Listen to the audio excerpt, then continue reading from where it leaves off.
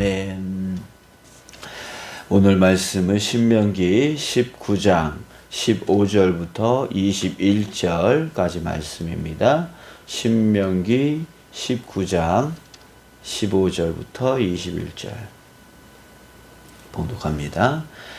사람의 모든 악에 관하여 또한 모든 죄에 관하여는 한 증인으로만 정할 것이 아니요 두 증인의 입으로나 또는 세 증인의 입으로 그 사건을 확정할 것이며, 만일 위증한 자가 있어 어떤 사람이 악을 행하였다고 말하면 그 논쟁하는 쌍방이 같이 하나님 앞에 나아가 그 당시에 제사장과 재판장 앞에 설 것이요, 재판장은 자세히 조사하여 그 증인이 거짓 증거하여 그 형제를 거짓으로 모함한 것이 판명되면 그가 그의 형제에게 행하려고 꾀한 그대로 그에게 행하여 너희 중에서 악을 제하라.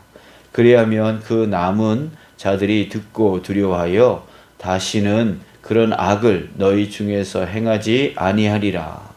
내 눈이 긍휼히 여기지 말라.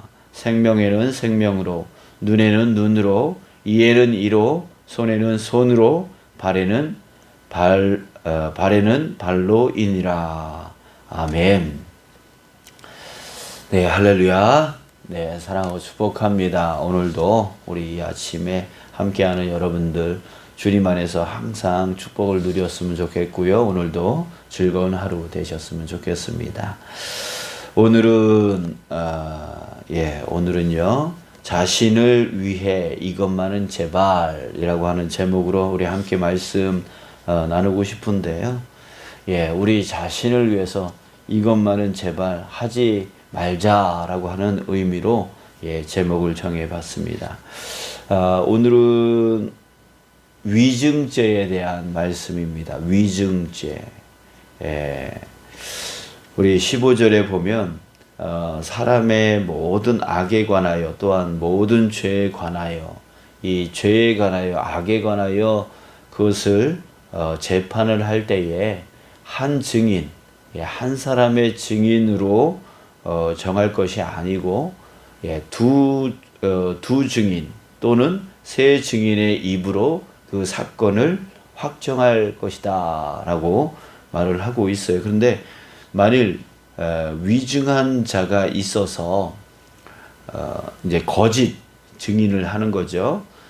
그 위증하는 자가 있어서 어떤 사람이 악을 행하였다고 말하면 이제 그때 다시 이제 쌍방간에 같이 하나님 앞에 나아가서 재판장과 제사장과 당시의 제사장과 재판장에게 다시 재판을 받게끔 이제 그렇게 말하는 것입니다. 그때에 이제 재판장은 자세히 조사를 해야 되고요.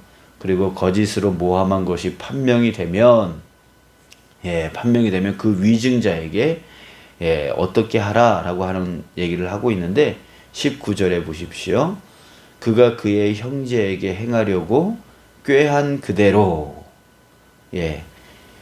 그러니까 그 위증한 사람이 그 형제에게 행하려고 꾀한 그대로, 죽이려고 그렇게 꾀하였다면, 위증을 했다면 그 죽음으로 되갚아주고, 또 눈을 상하게 할 목적이었다면 눈을 상하게 하고, 그러니까 31절에 보십시오. 내 눈이 긍휼히 여기지 말라. 생명에는 생명으로, 눈에는 눈으로, 이에는 이로, 손에는 손으로, 발에는 발로 인이라. 그러니까 그 위증한 자를 재판을 할 때, 판결을 내릴 때에 그가 행하려고 했던 그 꾀 그대로 되갚아주라 라고 말하고 있습니다.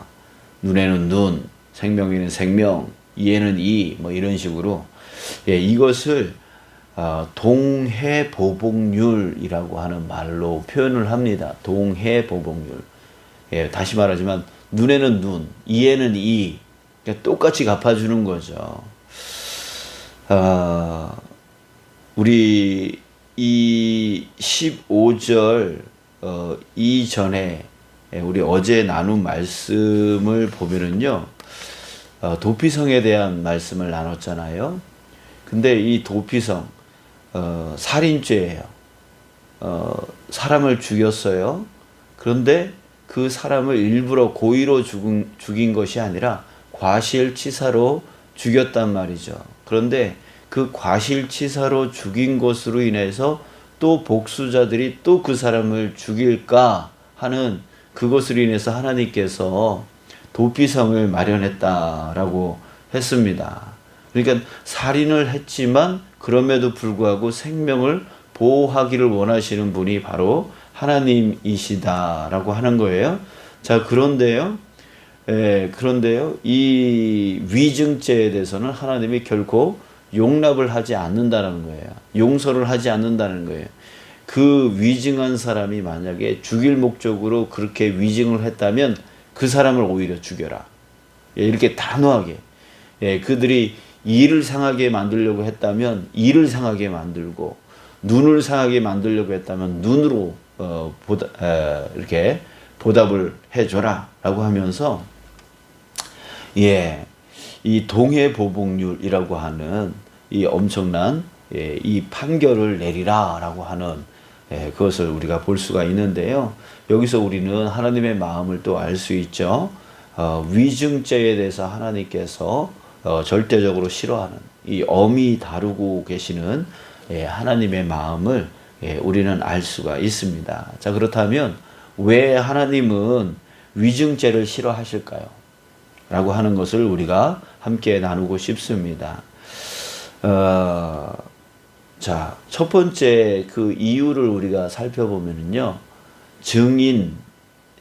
증인이라고 하는 그 의미에서 우리가 찾아볼 수가 있습니다.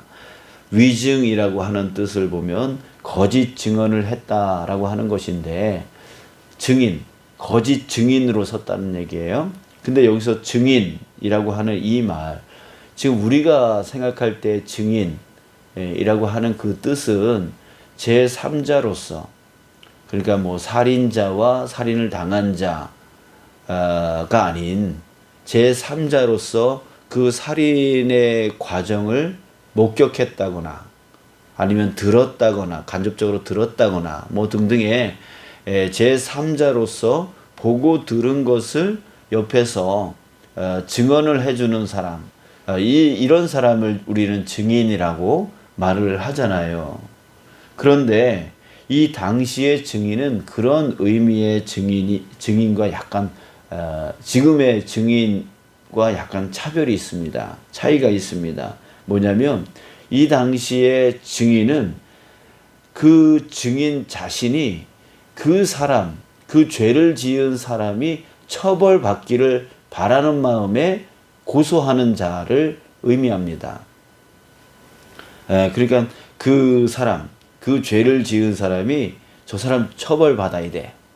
처벌을 바라고 말하는 고발자, 고소자의 의미를 포함하고 있습니다. 증인과 고소자의 그 의미, 이중적 의미를 다 갖고 있다라고 하는 거예요. 자, 그랬을 때 증인으로 섰다라고 하는 말은 그 사람을 고소하고 있는 것인데, 그렇다면 위증한다라고 하는 말은 그 사람에게 해를 끼치기 위해서, 거짓 증인으로 섰다라는 것은 그 사람한테 해를 끼치기 위해서 일부러 고의적으로 고발한 그런 것을 말하는 거예요. 이 앞에서도요, 그 도피성에 대해서 얘기도 과실치사에 대해서는 하나님께서 보호해 주시려고 하셨어요. 그런데 고의로 사람을 죽여놓고서 도피성으로 도피했다? 그런 하나님께서 절대로 용서하지 않는 거죠. 도피성에 들어갔더라도 그 사람을 잡아내서 바깥으로 던져버리는, 그래서 죽게 만드는, 그렇게 만들어 놓으셨어요. 그러니까 고의로 하는 것에 대해서는 하나님이 용서치 않는다라고 하는 것이죠. 자, 이 이야기, 이런 예가 성경 안에 있습니다. 바로 아합 왕 이야기인데요. 아합 왕이 자신의 궁전 옆에 나봇이라고 하는 나봇이라고 하는 사람의 포도원 땅이 있었어요. 근데 그 땅을 갖고 싶었던 거예요. 그런데 그 나봇에게 땅을 팔라. 이거보다 더 값을 더 많이 치러주겠다. 더 좋은 땅을 주겠다. 라고 하면서 그 땅을 달라고 한 것입니다. 근데 당시에 이스라엘 사람들은 절대 땅을 팔지 못하도록 되어 있어요. 하나님께서 자신의 그 가문의 땅을 팔지 않도록 해 놓으셨죠. 그런데 이 아합은 자신의 그 욕심 때문에 그 나봇의 땅을 요구했던 것이죠. 근데 나봇은 그 땅을 팔지 않는다고 한 거예요. 그것 때문에 아합 왕이 그냥 쭈구리 밤탱이처럼 있으니까 그의 아내 이세벨이라고 하는 아주 유명한 그 왕비가 왜 우냐고, 왜 그러고 있냐고, 내가 이렇게 해서 그런 거라고, 그럼 가만히 있으라고, 내가 알아서 처리하겠다고 하면서 이세벨이 그 일을 이제 처리해 나가는데요. 어떻게 처리해 나가냐면 편지를 씁니다. 그 나봇이 사는 동네의 장로들과 그 귀족들한테 편지를 쓰는데 불량배를 세워서 나봇을 높은 자리에 이제 재판 자리에 세워서 불량배 2사람, 여기 증인을 2사람 3사람 세우라 그랬잖아요. 불량배를 2사람을 딱 세워서 이렇게 말하라고 한 거예요. 저 나봇이 하나님과 왕을 저주했다. 위증하게 한 것이죠. 그 나봇에게 해를 끼치도록 일부러 2 증인, 불량배를 세워서 2 증인으로 삼아가지고 저주했다라고 이렇게 말을 하게 한 거예요. 그래서 그렇게 해가지고 결국 이제 나봇을 끌어다가 돌로 쳐 죽이게끔 만들었던 것이죠. 이제 위증한 거예요. 그러니까 이 이세벨이 얼마나 악독한 여자였던가, 정말 얼마나 하나님을 향하여 큰 죄악을 저질렀던 여인이었는가, 그것을 우리가 알 수 있습니다. 결국은 이 이세벨이 어떻게 됐어요? 결국은 하나님의 죽임을 당하는 그런 여인이 되었던 것이죠. 그래서 그럴 정도로 이 위증하는 자를 하나님께서 결코 남에게 해를 끼치기 위해서 일부러 고의적으로 죄를 위증하는 그런 자를 하나님께서 결코 용납지 아니하신다라고 하는 것을 우리가 볼 수가 있습니다. 자, 또 한 가지는요. 18절, 19절에 동일하게 나오는 단어가 하나가 있는데요. 그 말은 무엇이냐면 형제라고 하는 단어입니다. 형제. 그러니까 누구에 대해서 위증하는 겁니까? 알지 못하는 어떤 사람에 대하여 위증하는 게 아니라 형제에 대해서 위증하고 있다라고 하는 거예요. 형제가 무엇이에요? 바로 혈육이잖아요. 동족이잖아요. 바로 지금으로 말하면 우리가 주님 안에서 한 형제 되어지고 한 식구 되어진 우리 주님 안에서의 성도 아니겠습니까? 우리 공동체 내에 우리 함께 신앙생활하고 있는 그 사람들을 이야기하는 거예요. 그러니까 여러분들, 누구를 하나님께서 결코 용납지 아니하는 것은 주님 안에서 한 형제 되어져 있는, 주님 안에서 한 식구 되어져 있는 그런 자들을 위증하는 거예요. 해를 끼치려고 일부러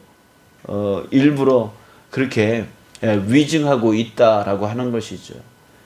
이게 하나님 안에서 용납이 안 되는 거예요. 하나님께서 용납을 하실 수가 없는 것이죠. 자, 이 2가지입니다. 정말 해를 끼치려고 일부러 고의로 위증하는 자를 하나님께서 결코 용납지 아니하시는 것이고요. 그것도 누구를 위증합니까? 형제를 위증하고 있기 때문에 하나님께서 결코 용납지 아니하신다라고 하는 거예요. 여러분들 이제 우리 삶의 모습으로 다시 한번 돌아와서 정리를 해보겠습니다. 자, 이 위증을 지금의 무엇과 우리가 비교를 해 볼 수 있을까요? 그것을 우리가 생각해 보자라고 하는 것이죠. 우리 16절 보면 만일 위증하는 자가 있어 어떤 사람이 악을 행하였다고 말하면, 위증을 하는데요. 어떻게 말을 하냐면 어떤 사람이 악을 행하였다고 말하면, 이게 뭐예요? 야, 저 사람이 악을 행했어. 저 사람이 이랬대. 저 사람이 죄를 지었대. 뭐 하는 거예요? 악담하는 거잖아요. 헌담하는 거잖아요. 그리고 우리 요새 그 인터넷이 발전되어져 있어가지고 누가 뭐 했대라고 하는 것을 모든 이 전국의 또 세계의 모든 사람들이 그냥 쉽게 볼 수 있도록 댓글을 달아요. 글을 써요. 그걸 우리는 악성 댓글이라고 해요. 여러분들 이게 뭐 하는 거예요? 사람 죽이는 거예요. 사람 죽이는 거예요. 누군가가, 여러분 한번 생각해 보세요. 누군가가 여러분들에 대해서, 우리들에 대해서 악담을 해요. 헌담을 해요. 쟤 저랬대 라고 해요. 위증하는 거예요. 그것이 사실인지도 알지도 못하면서 어디서 들은 얘기, 아니면 그냥 보고 자기가 오해한 그 모습을 갖고 쟤는 저랬대, 쟤는 저래 라고 하면서 말하는 그 자체가 위증이라고 하는 것이죠. 또 악성 댓글, 이것 또한 뭐예요? 위증하는 거예요. 알지도 못하면서, 사실을 확인하지도 않았으면서 그저 그렇게 말을 하는 거죠. 결국 거기에 고의성이 들어가는 거예요. 그 사람을 해를 끼치기 위해서 그렇게 해요. 또 누군가가 나에 대해서 악담을 하고 누군가에 대해서 헌담을 하는 것을 돌고 돌아서 내 귀에 들어왔을 때 여러분들 마음이 어떨 것 같아요? 기쁠 것 같아요? 그렇지 않잖아요. 정말 밤잠을 못 자는 거죠. 정말 마음이 상하고 마음이 힘들고 마음이 어려운 거죠. 그 마음이 상한, 마음이 죽는 거예요. 죽는 거예요. 살인죄예요, 살인죄. 또 악성 댓글로 인해서 많은 사람들이 자살하고 죽는, 자신의 생명을 끊어버리는 그런 경우가 많이 있는 거예요. 결국은 칼로 죽이는 것이 아니고 총으로 쏴 죽이는 그런 살인죄가 아니더라도 이것은 우리가 말로 사람을 죽이는 것과 마찬가지라는 거죠.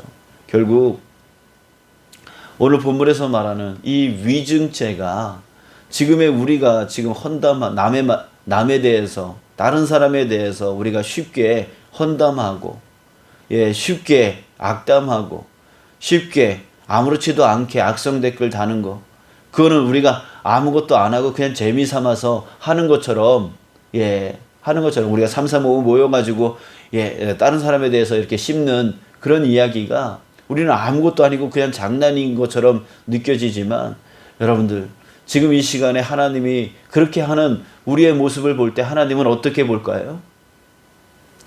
그냥 장난으로 쟤네도 장난하는 거니까 뭐 별거 아니네 이렇게 보실까요? 아니라는 거죠.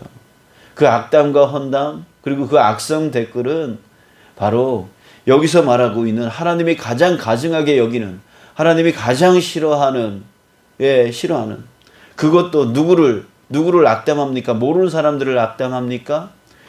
우리 안에 있는, 공동체 안에 있는 그런 사람들에 대해서 악담하고 헌담하는, 정말 하나님이 가장 싫어하는 형제에 대해서 위증하고 있는, 그 일을 우리가 지금 장난 삼아서 하고 있을 그때에 하나님은 그것을 결코 용납하지 아니하는 마음으로 우리를 감찰하고 계시고 보고 계시다라고 하는 것입니다. 여러분들 이럴 때에 동해보복률, 동해보복률, 그들이 꾀하고 있는 그대로 갚아주리라. 이것이 동해보복률이라고 했습니다. 예, 여러분들 우리 다시 한번 두려움의 마음을 가졌으면 좋겠습니다. 악담하는 거, 남에 대해서 헌담하는 거, 또 장난삼아서 악성 댓글 다는 거, 여러분들 이것이 정말 하나님이 가장 가증하게 여기는 동해보복률의 판결을 내리라고까지 말씀하셨던 그런 하나님이 싫어하는 것이다 라고 하는 것을 여러분들 우리가 다시 한번 깨닫기를 바랍니다. 시편 28편 4절에 보면 그들이 하는 일과 그들의 행위가 악한 대로 갚으시며 그들의 손이 지은 대로 그들에게 갚아주리라. 예, 하나님께서 이렇게 되갚아 주시는 하나님이심을 여러분들 기억합시다. 또 데살로니가 후서 1장 6절에 너희로 환난을 받게 하는 자들에게는 환난으로 갚으시고, 환난을 받게 하는, 누군가가 나를 환난을 받게 한다면 하나님은 그 환난을 주는 그 사람에게 되갚아 줄 것이다 라고 말씀을 하고 있습니다. 여러분, 오늘 제목이 뭐라고요? 자신을 위해 이것만은 제발, 자신을 위해 이것만은 제발이라고 하는 제목을 달아봤습니다. 여러분들, 우리 자신을 위해 이것만은 제발 하지 않는 저와 여러분들 되어지기를 간절히 축복합니다. 그것은 무엇이냐면 남에 대해서 장난삼아 헌담하거나 악담하거나 없는 얘기 지어내거나 아니면 자기가 오해한 것을 갖고 그것이 사실인 양 사람들에게 떠들어대는 것, 그것으로 인해서 여러분들 우리는 그렇게 말하고 있을 그때에 우리는 사람을 죽이는 것이 되어지고 해를 끼치는 것이 되어지고, 그것이 만약에 우리 믿음의 공동체 안에 있는 사람들에 대한 이야기라면 하나님은 더욱더 가증히 여기는 그런, 하나님이 가증히 여기는 그 일이 되어질 것입니다. 여러분들 우리 두려운 마음을 갖고 이제는 우리 헌담하거나 악담하는 그런 것에 우리가 빠지지 않는 저와 여러분들 되어지길 주님의 이름으로 축복합니다. 그래서 누군가에 대해서 헌담하고 악담하고 있다면 그 자리에서 그 자리에 있지 않기를 바랍니다. 그 자리에서 동조하지 않기를 바랍니다. 또한 어떤 이유에서든 누군가가 나에게 직접 내 면전에 대고 헌담하고 내 면전에 대고 악담을 퍼붓고 있을 때에 나도 동일하게 똑같이 헌담하고 나도 동일하게 똑같이 악담하고 싶은 그런 마음의 유혹이 있습니다.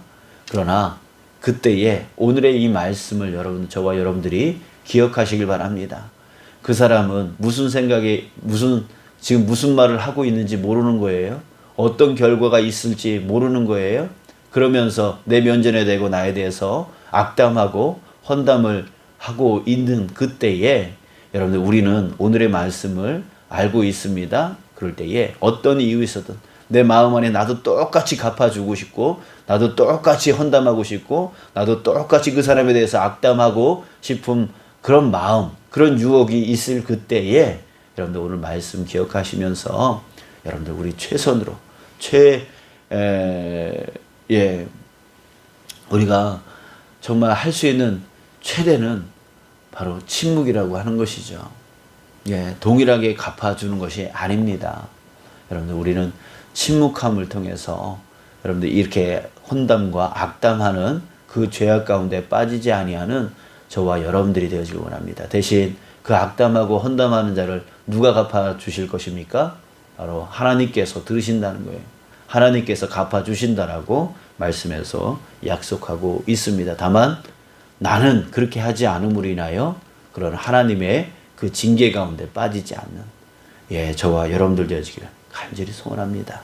우리 삶 속에서 지혜와 명철을 갖고 살아가길 바랍니다. 내가 무슨 말을 지금 하고 있는지, 내가 어떤 결과를 내는 말들을 하고 있는지 잘 살펴서 복된 삶으로 나갈 수 있는 저와 여러분들 되어지길 원합니다. 내가 하고 싶다고 해서 무조건 내놓는 것, 그것이 나는 정당하다라고 생각되어질 때가 있지만 그것은 나만의 생각입니다.